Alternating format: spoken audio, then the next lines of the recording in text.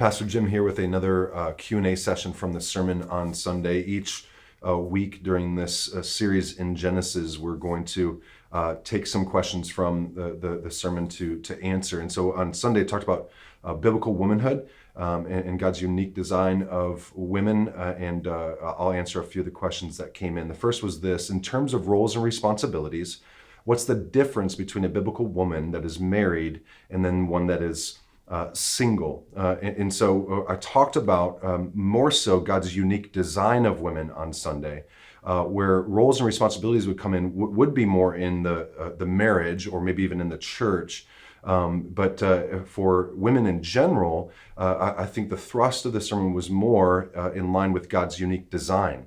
So where men are designed to provide and protect, we said that women were designed to receive and to affirm. And I use the example of for most women that I've encountered, they've had at one time a desire to feel safe or to be wooed or to be cherished. And I don't know that I've ever met a man that had desired those things. And so that seems to point to God's unique design in the woman to be different than the man and to receive and affirm the man. And so I don't know that that's necessarily a role or really a responsibility. If there is a responsibility for either married women or single women, it would be to live out in that unique design that God had created them in. Marriage roles, that's kind of a different category. And so the next one would be this: how far does the complementary view of men and women go in relationship to women holding positions of authority in the church? Can a woman lead a city group? Can a woman lead a man in prayer? What about women preaching? This is a great question. We talked about on Sunday how we are a complementarian church, that we hold to the view that women and men are equal in value, equal in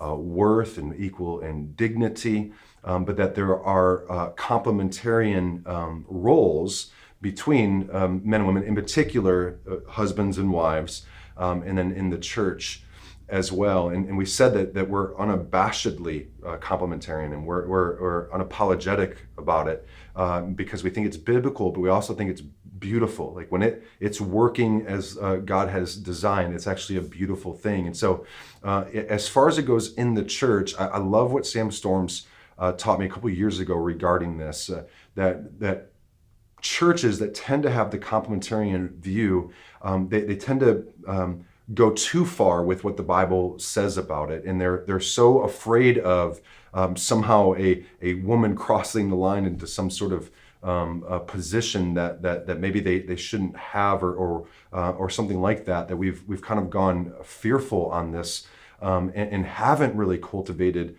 the women in our churches and given them the opportunities to exercise the spiritual gifts that they have.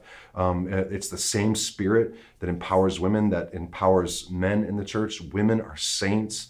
Women are valued members of the church. And so for us, we just say that the Bible seems to only put a cap on the woman in regards to the position of eldership, so the position of pastor, but that everything else in the church a woman can and should be a part of. In 1 Corinthians 14, you have women prophesying. You have Priscilla helping her husband Aquila to disciple a great preacher in Apollos. Women should be celebrated and empowered and equipped to do works of ministry. And so should they lead a man in prayer? Absolutely.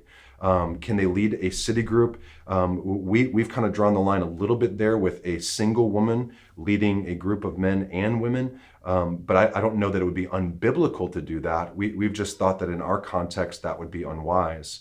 And then regarding women preaching, that seems to be reserved to primarily elders in the church or men pursuing eldership, if you look at 1 Timothy 2 and 3 and 1 Timothy 5. And so preaching and eldership are pretty similar. They're usually the same guy for us. And so we would draw the line there as well. But we would like to more focus on, man, what can we do to empower and equip the women in our church to make disciples?